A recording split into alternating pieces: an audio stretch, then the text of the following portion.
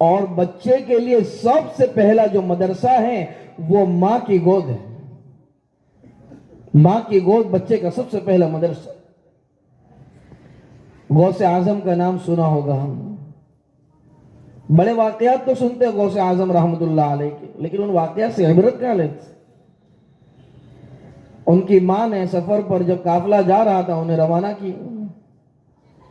روانہ کرتے وقت اشرفیہ دی تھی کچھ. جب قافلہ بیچ راستے میں پہنچا کچھ گنڈوں نے اور راہزنوں نے روک لیا.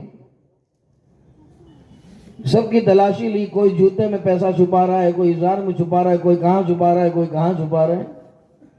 جب اس ننھے سے بچے کا نمبر آئے، بتاؤ کیا ہے تمہارے پاس، بتا دیا اپنی پوستین کے اندر ماں نے اشرفیہ جو سیل کے دی تھی بتا دی. راہزنوں کو بڑا تعجب ہوا کہ کیوں ایسا کیا اس نے. چاہتا تو چھپا سکتا تھا، ایسی جگہ تھی پتہ نہیں چلتا. ان کا جو سردار تھا اس کے پاس اس معصوم سے بچے کو لے گئے اور لے جا کر کہا سردار اس کو پوچھا، یہ چاہتا تو چھپا سکتا تھا اپنی اشرفیہ لیکن اس نے بتلا دی. تو وہ جو سادھو تھا ان کا جو سردار تھا وہ بڑا سادھو قسم کا آدمی بھی تھا. کہا بھائی تو نے کیوں ایسا کیا؟ چاہتا تو چھپا لیتا، اپنا مال تجھے کام آ جاتا، کیوں کھول دیا تو نے اس راز کو، کیوں فاش کر دیا؟ تو وہ ابھی معصوم ہے، چھوٹا سا بچہ ہے، کہہ رہا ہے میری ماں نے کہا ہے کہ جان تو جا سکتی ہے لیکن جھوٹ بولنا اس کی بڑی ممانعت آئی ہے، اور میری ماں نے تعلیم دی ہے کہ جان جائے تو چلی جائے لیکن کبھی اپنی زبان سے جھوٹ مت نکالنا.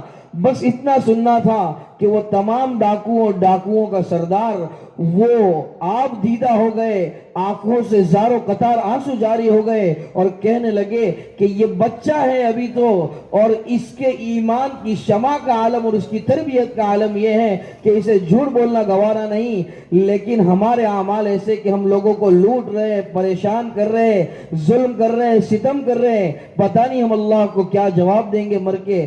بس وہ ماں کی تربیت تھی، بچپن سے مدرسہ تھا ماں کی گود کا، اور آج یہ مظاہرہ تھا اور رزلٹ تھا ماں کی مدرسے کی ایگزام کا، اور تمام ڈاکو جو تھے وہ سب نے توبہ کر لی اور توبہ کر کے اس راستے کو اختیار کرنا بند کر دیا اور اللہ اللہ کرنے میں اور اللہ کی ماننے میں اور سرکار کی ماننے میں لگ گئے. تربیت اس کا نام ہے.